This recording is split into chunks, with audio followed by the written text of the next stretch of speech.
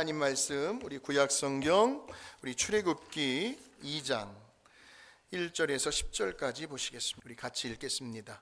레위 가족 중 한 사람이 가서 레위 여자에게 장가들어 그 여자가 임신하여 아들을 낳으니 그가 잘생긴 것을 보고 석 달 동안 그를 숨겼으나 더 숨길 수 없게 되매 그를 위하여 갈대 상자를 가져다가 역청과 나무 진을 칠하고 아기를 거기 담아 나일 강가 갈대 사이에 두고 그의 누이가 어떻게 되는지를 알려고 멀리 섰더니 바로의 딸이 목욕하러 나일 강으로 내려오고 시녀들은 나일 강가를 거닐 때에 그가 갈대 사이에 상자를 보고 시녀를 보내어 가져다가 열고 그 아기를 보니 아기가 우는지라 그가 그를 불쌍히 여겨 이르되 이는 히브리 사람의 아기로다.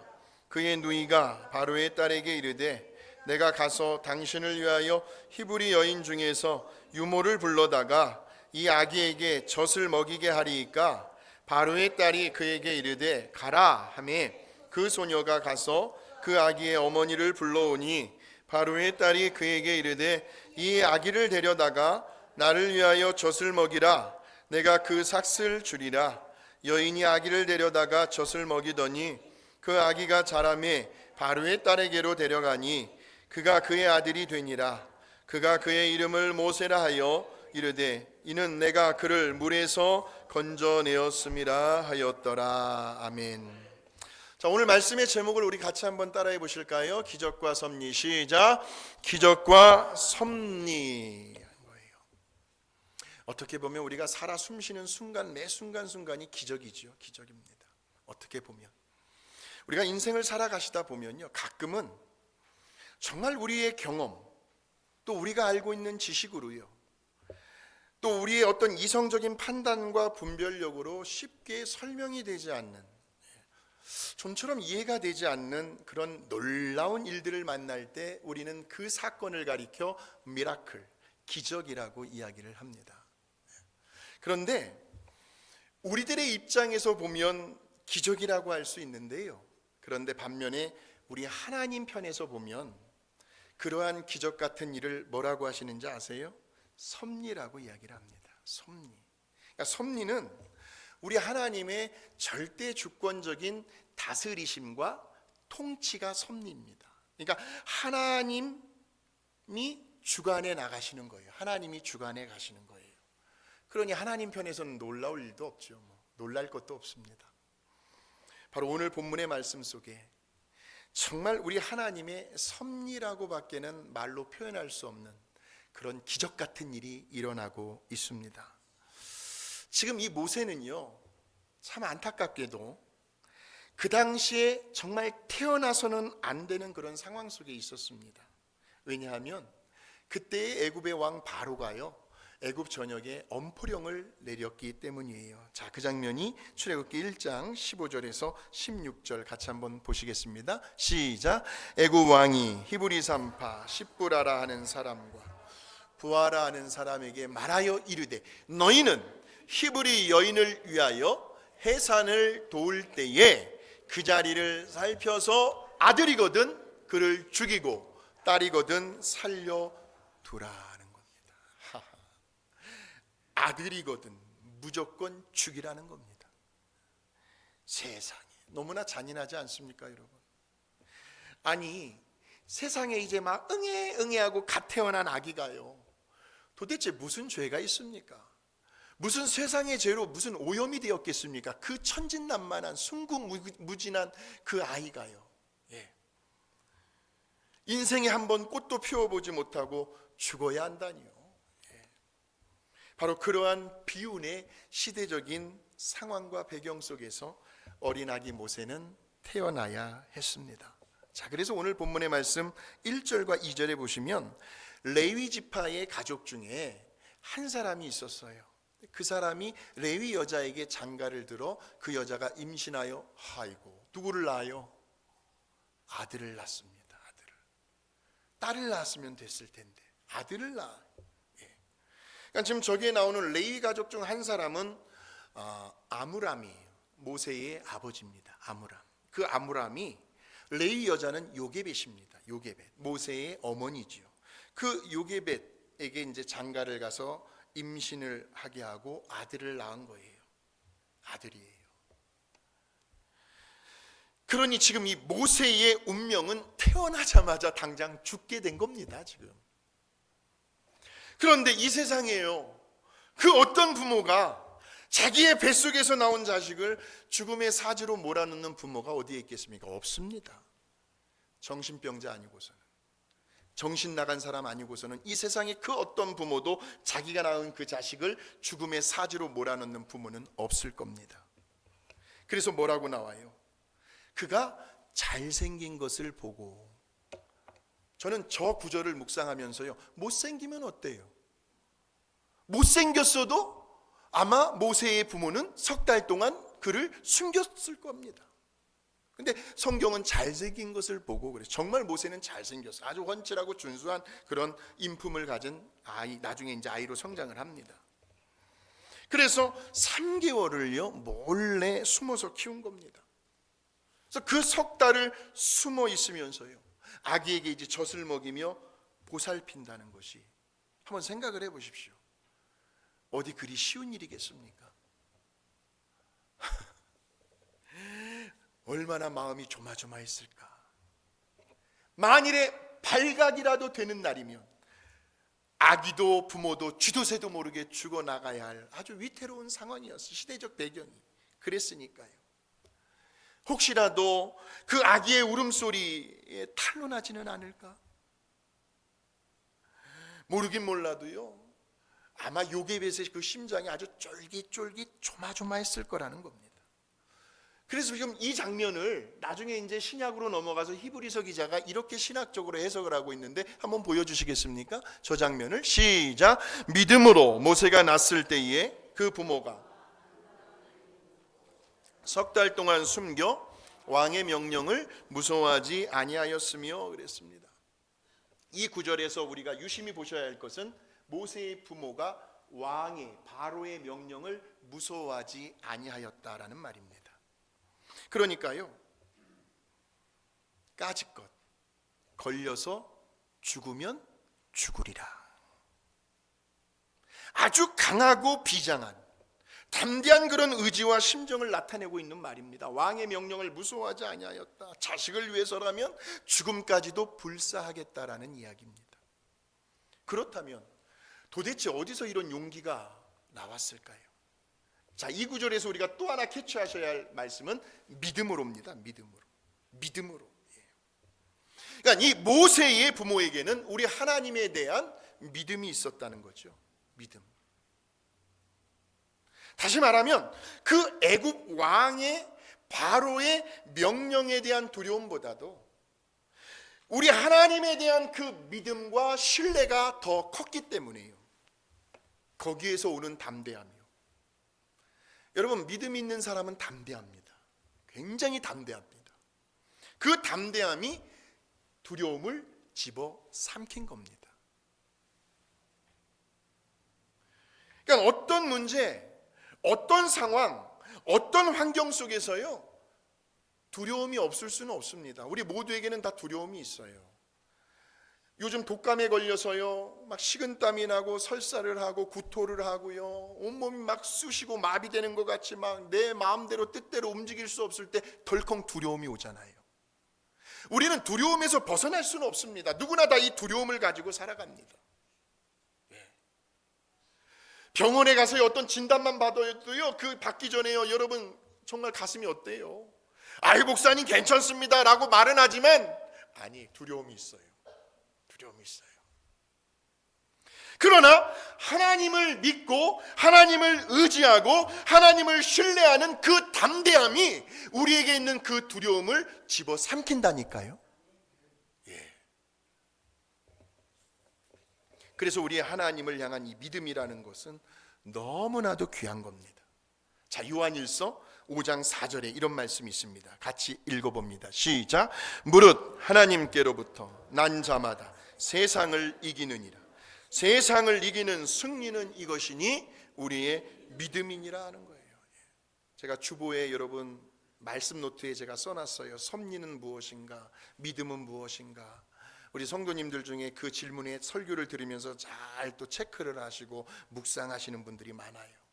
믿음은요, 지금 현재 내가 처해 있는 그 모든 현실적인 상황과 형편과 그 어려움과 그 고통과 그 불안과 그 두려움과 근심, 걱정, 염려 등등 이러한 모든 것들을 총체적으로 뛰어넘을 수 있도록, 초월할 수 있도록, 전혀 영향을 받지 않도록 만들어주는 능력이 바로 믿음 속에 있다라는 말이에요. 믿음 속에. 우리 주변에서 일어나는 그 모든 사건들, 그 모든 사연들이요, 그 상황들을 하나님의 관점에서 바라보고 긍정적으로 해석할 수 있도록 만들어주는 능력이 바로 믿음이라는 거예요. 믿음. 믿음. 할 수 있거든이 무슨 말이냐? 믿는 자에게는 능치 못함이 없느니라 라는 거예요. 그래, 분명 여기에는 우리 하나님의 어떤 선하신 뜻이 있을 거야.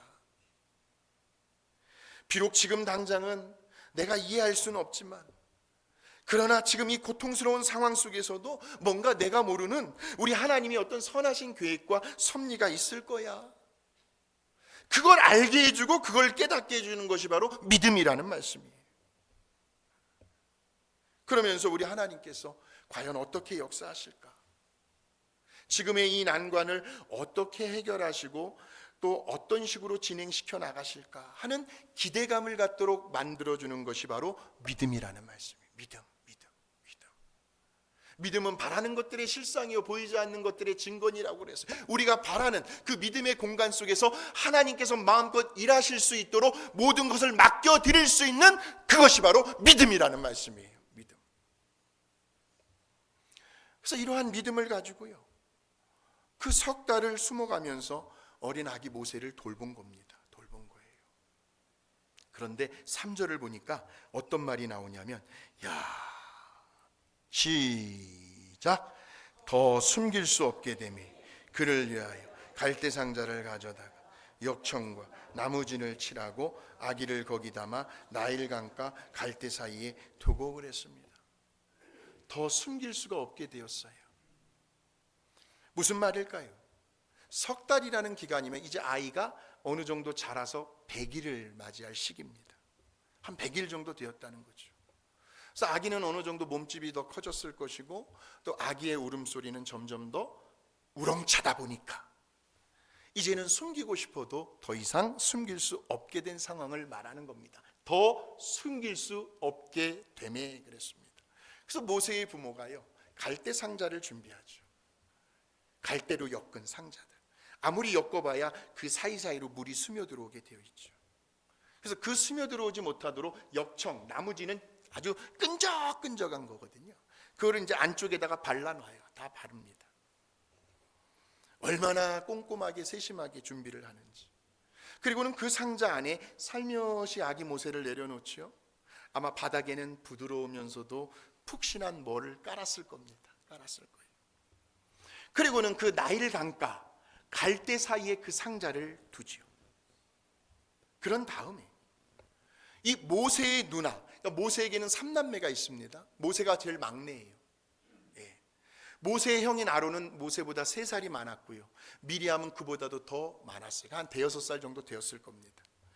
그 모세의 누나인 미리암에게는 저 멀찌감치에 서서 지금의 이 상황이 어떻게 돌아가는지를 몰래 숨어서 지켜보라고 엄마가 심부름을 보냅니다. 그 엄마의 그 딸이에요. 얼마나 지혜로운지.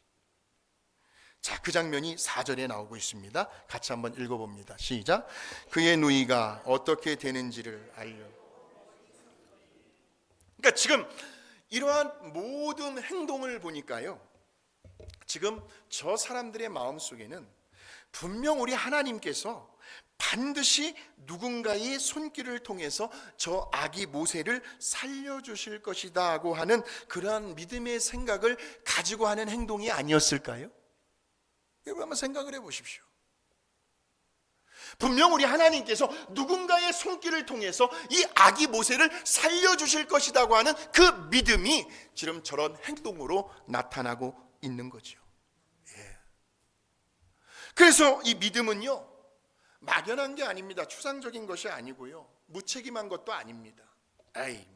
자기는 아무것도 하지 않으면서요, 주여 믿습니다, 그냥 이렇게 어떻게 되겠지요 하고 무작정 기다리는 것이 믿음이 아니라는 말씀입니다. 믿음은 내가 할 수 있는 부분에 있어서는 최선을 다하는 거죠. 그러면서 우리 주변의 상황들이 어떻게 돌아가는지를 아주 유심히 주의 깊게 살피고 지켜보는 것, 이것이 저와 여러분이 가지고 있는 온전한 믿음이라는 말씀이에요. 과연 우리 하나님께서 어떤 방식으로 일을 해 나가시는지를, 어떻게 지금 이 상황, 이 환경을 이끌어 가시는지를 영적인 분별력과 인사이트를 가지고, 통찰력을 가지고 살펴보는 겁니다. 살펴보는 거예요. 왜냐하면 언제 어느 때 우리 하나님께서 저와 여러분에게 찬스, 기회를 주실지 모르니까요. 그래서 성경은 우리를 향하여 항상 뭐하고 있어라? 깨어 있으라는 거예요. 깨어 있으라는 거예요. 깨어 있으라. 야, 그런데 아니나 다를까요? 2장 5절의 말씀을 한번 보십시오. 시작. 바로의 딸이 목욕하러 나일강으로 내려오고 시녀들은 나일강가를 거닐 때에 그가 갈대 사이의 상자를 보고 시녀를 보내어 가져다가 아니, 왜 하필이면 그 시간에, 그것도 바로의 딸은 지금 어디에 있어야 합니까? 궁중에, 왕궁에 있어야지요. 그 왕궁 안에요, 럭셔리한 아주 화려한 목욕탕들이 어디 한두 개겠습니까? 그런 목욕탕들을 놔두고 왜 그때 그 순간에 그것도 나일강가로 목욕을 하러 나왔느냐는 거예요. 우연이라고 하기에는 너무나 기가 막힌 타이밍이 아닙니까, 여러분? 참, 저는 이 장면을 묵상하면서 너무너무 신기했어요. 너무너무 신기했어요. 그건 우리의 입장에서는 신기할 정도로 기적 같지만, 그러나 하나님의 입장에서는 뭐라고요? 섭니다. 섭니다. 다른 사람도 아니고요. 지금 그 어린아기 모세를 죽이겠다고 눈에 불을 켜고요, 그 아버지 바로의 딸이 모세를 만나고 있더라는 겁니다. 도대체 이런 상황 속에서 우리 하나님이 가지고 계시는 섭리는 무엇이었을까요? 바로 이거예요. 하나님은 모세를 살리고 싶으셨어요. 근데 하나님께서 그 당시에 그 애굽 전역을 호령하는 바로의 소나기에서 아기 모세를 살릴 수 있는 길은 바로의 딸 공주의 손에 들어가는 길 외에는 없었다는 거죠. 그러니까 지금 우리 하나님은요, 그 어린 아기 모세를 살리시기 위해서 아주 기가 막힌 한 편의 드라마를 연출해 가고 계시는 거죠. 이처럼 우리 하나님께서 행하시는 일들은 가끔 저와 여러분을 깜짝깜짝 놀라게 하실 때가 있습니다. 이제 드디어 그 공주의 시녀가 그 갈대 상자를 공주에게 가지고 와요. 그리고는 이제 그 상자를 열어보니까 어머머머, 세상에, 한 아기가요. 아주 똘망똘망한 아기가요. 2장 6절입니다. 시작. 열고 그 아기를 보니 아기가 우는지라. 그가 그를 불쌍히 여겨 이르되 이는 히브리 사람의 아기 아들이에요. 이 구절에서 어떤 구절을 붙잡으셔야 해요? 불쌍히 여겨라는 말이에요.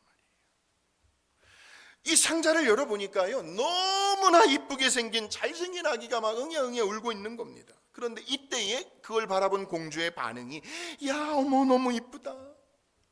어쩜 이렇게 눈이 초롱초롱하고 잘생겼니? 아이고, 그런데 히브리 사람의 아기네. 아쉽지만 저 상자와 아기를 내다 버려라. 이랬으면 어쩔 뻔했어요. 이랬으면. 근데 성경에 뭐라고 나와요? 불쌍히 여겨. 그 순간 그 아기를 바라보는 그 공주의 눈에는 그 아기 모세가 왜 이렇게 가엽게 느껴졌는지. 여러분, 그 공주의 마음, 그 공주의 감정까지도 누가 움직이고 계셨을까요? 그렇죠. 그렇죠. 그러니까 우리들이 보기에는 정말 신기하다. 어떻게 이런 기적 같은 일이 일어날 수 있지? 왜 하필이면 바로의 딸 공주가 목욕을 하러 나일 강가로 이 시간에 나와? 하고 생각할 수 있을지 모르지만, 그러나 우리 하나님 편에서는 지금 이렇게 되어져 가고 있는 그 모든 일들이 다 우리 하나님의 계획 속에 있었다라고 한다면 여러분 어떠시겠습니까? 우리 하나님의 계획 속에 하나님의 섭리였다라는 거예요.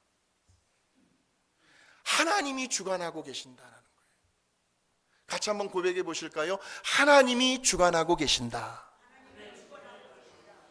맞아요. 지금 저와 여러분의 삶의 자리는요, 하나님이 지금도 주관하고 계시는 줄로 믿습니다.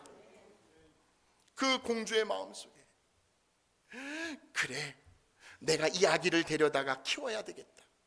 내가 이 아이를 데려다가 어답트, 입양해야 되겠다.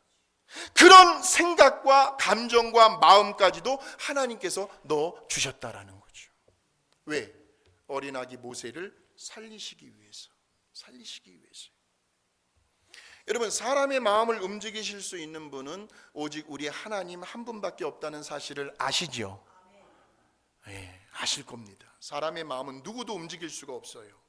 오직 하나님 한 분이요. 내가 먼저 나서가지고요, 뭘 어떻게 그 사람의 마음을 움직이려고 하는 것이 아니고요. 그렇게 하면요, 에너지만 다 탈진이 됩니다. 번아웃 돼 버려요. 스트레스가 이만저만이 아니에요. 먼저 그 사람을 위해서 하나님 앞에 진지하게, 정말 성령님께서 그 사람의 마음 가운데 어떤 감동을 주실 수 있도록 그렇게 충분한 시간을 가지고 기도할 수 있는 지혜로운 믿음의 사람, 저와 여러분이 되시길 주의 이름으로 축원합니다. 그러자 그때에 이 모세의 누나인 미리암이요, 절호의 기회를 놓치질 않지요. 얼른 공주에게로 달려갑니다. 그리고는 뭐라고 이야기를 하냐면요, 이 미리암이 얼마나 지혜로운 자매인지 한번 보세요. 2장 7절의 말씀입니다. 시작. 그의 누이가 바로의 딸에게 이르되,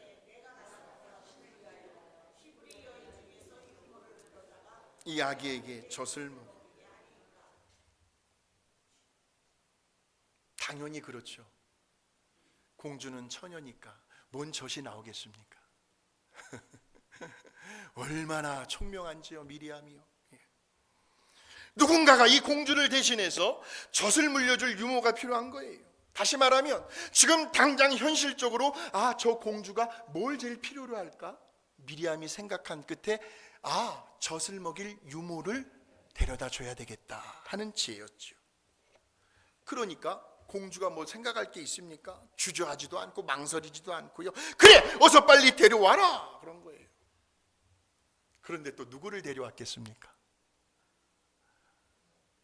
이야, 여러분 놀랍지 않습니까? 진짜 모세의 엄마인 요게벳을 유모로 데려옵니다. 그 장면이 8절에 나옵니다. 확인합니다. 시작. 바로의 딸이 그에게 이르되 가라 하매 그 소녀가 가서 그 아기의 어머니를 불러오니. 마치 반전이 있는 드라마 한 편을 보는 것 같습니다. 자기가 낳은 그 아기 모세를 엄마의 품에서 떠나보냈는데 다시 엄마의 품 안으로 아기 모세가 돌아올 줄 누가 알았겠어요? 근데 그것도 모자라가지고요, 자기 뱃속에서 나온 그 자식에게 엄마가 젖을 물려주는 건 당연한데, 그런데 젖을 물려주면서 그에 대한 사례까지 받고 있네요. 그 장면이 9절입니다. 시작. 바로의 딸이 그에게 이르되 이 아기를 데려다가 나를 위하여 젖을 먹이라. 내가 그 삭슬 주리라. 여인이 아기를 데려다가 젖을 먹이더니 그랬습니다. 어디 그뿐일까요? 이제 모세가 이제 어느 정도 자라날 때까지요, 모세는 아주 마음 편하게요, 절대적입니다. 절대적인 안전장치 속에서요. 그 안전장치가 바로 공주의 보호를 받는 거예요. 공주의 보호를 받게 되죠. 여러분, 천하의 그 누구도요, 설령 애굽의 왕 바로인 아버지라 할지라도요, 자식 이기는 부모 없다고요. 자식 이기는 부모 없다고요. 아기 모세를 절대로 건드릴 수가 없는 겁니다. 우리 하나님께서 그렇게 모세를 지켜주고 계시더라는 거예요. 그렇게 아기 모세를 지켜주고 계시는 그 하나님께서 이번 한 주간도 저와 여러분을 때마다 일마다 분초마다 매 순간순간마다 우리를 그렇게 세심하게 지켜주고 계신다는 사실, 오늘 이 사실로 인해서 여러분 힘을 얻고 이번 한 주간도 그렇게 살아가게 되시길 주의 이름으로 축복합니다. 모세를 저렇게 지켜주고 계셔요. 아기 모습 되어가는 모든 장면이 우리 하나님의 각본 속에 있었다. 이것을 우리는 하나님의 섭리라고 이야기를 하는 거죠. 오늘은 이 한 구절만 가슴 속에 기억하고 가십시오. 하나님이 주관하고 계신다.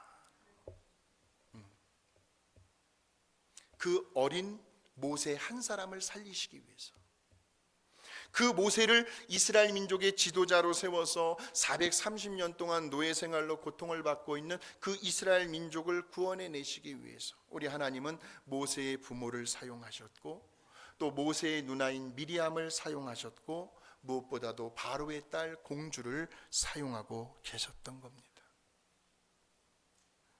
이처럼 우리 하나님께서 하시는 일은 그 누구도 예측할 수가 없습니다. 지금 당장 돌아가는 상황만을 보고요, 아이고 죽겠다 이러쿵저러쿵 섣불리 판단해서도 안 된다는 거죠. 왜? 언제 어느 때 반전의 역사가 일어나게 될지는 아무도 모르기 때문에 그래요.